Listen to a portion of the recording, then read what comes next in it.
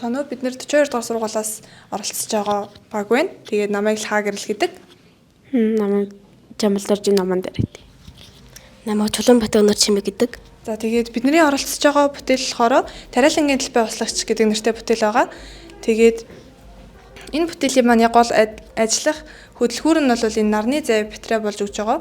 Тэгээд нарны зай ашиглаад энэчнээс хөдөлгүүрээ ажилуулад голоос ус татна. Тэгээд голоос татагдсан ус маань энэ дээдх баллон руугаа ороод энэ баллоноос доошо одоо тарийн талбай руугаа урсаж одоо орж ирнэ гэсэн үг.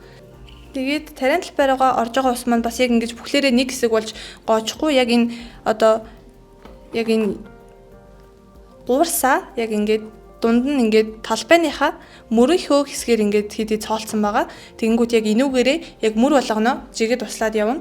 Тэгээд бас одоо ус нь илүү их цацарч навчийг нь бас одоо ингэж наранаас хамгаалж хатаахгүйгээр норгож өгнө гэсэн үг. Тэгээд энэнийх нь яг үзүр нь бол бөглөөтэй байгаа. Тийм болохоор яг зөвхөн энэ нүхнүүдээр явсан гожно гэсэн үг. Тэгээд хэрвээ хамаагүй ус нь ихтээд шалбайгаад одоо энэ ургамлын маань үндэс нь гарч ирэх гээд ахын бол ийшээ буцаагаад бидний гол руугаа оруулсан ийм гуурс байгаа. Тэгэхээр энүүгээрээ буцаад гол руугаа орж урснаа гэсэн үг.